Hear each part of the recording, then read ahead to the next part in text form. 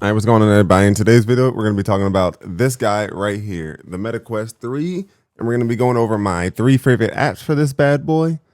Whether you're thinking about getting one or if you're not sure if you want one, check this video out and then let me know how you feel afterwards. But let's get into the video.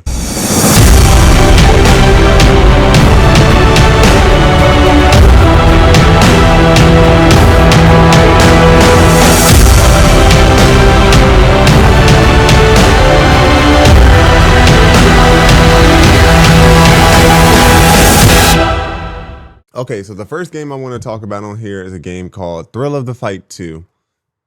This is, I feel, it's still in its early stages, but it feels like probably the best boxing experience, I guess. Is this weird if I just do the whole video like this?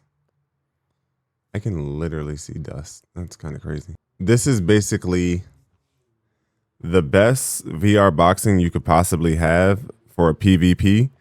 You're able to, it's basically it has a ranked mode and then it has you can create lobbies and stuff like that. But essentially it's I believe it's 3 minutes. There's three 3-minute rounds boxing. I'm hoping we all know how boxing works. Get knocked down, 10 seconds to get up. So if you have a space, you're able to move around the space. But even if you don't have a big enough space, you're able to use like the analog stick and just kind of move around a little bit. I don't have a big enough space. You need, I'll put the dimensions on screen of what you need to be able to walk around. I'm like not too far off. I think I put mine underneath and you'll see how close I am. But this has been a blast and a real workout. This is like one of those things where you think, oh, everybody can box. And then you learn, oh, everybody can't box. Yes, the game still has some weird things. Some people like to spam hooks, but there's counterplay. So if you guys want to learn how to defend yourself or just need a full body workout, this will do it to you. I promise you. I challenge anybody to play Thrill of the Fight from a fully charged quest to a dead quest. I promise you won't make it. But let's move on to the next one. I'm just going to take this off because, wow, that's really bright. That's super bright out here. So the second one I want to talk about is a game called Last Stand, which is essentially, how can I describe this to you with it making sense? This is essentially Call of Duty Zombies, but like a 1v1 at the same time. So basically, this game uses your layout of, I'm going to call it whatever your game space is. It uses that. So you have a couch. You can duck behind the couch. If you have a coffee table, you can hide behind the coffee table. It's very, very, I've never played another game like this.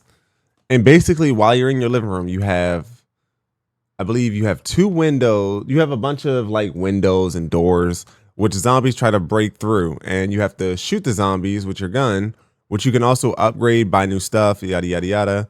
But also across the street, there is somebody else who's trying to shoot you and also defend off zombies. So you're defending yourself from the zombies and the other person at the exact same time. It's a really cool concept. It's still in early development as well, but this is fun. I think the only issue with this is literally your own space. So the more stuff you have in your living room, the more stuff you have for cover. I've been told there's a few glitches, but I haven't ran into anything. There's a co-op mode, a versus mode, and just a 1v1 shootout mode at the time of this recording. If you just want to have fun and just want to be like a zombie apocalypse, it can get intense. It can get very intense. But if you want to try that, I recommend it, please. All right, let's move on to my last one, which, to nobody's surprise, I feel like is Meta World Horizon, which is essentially if you want to socialize but you don't want to leave the house, this is a great place to do it. You can play games with people. You can watch movies, watch sports.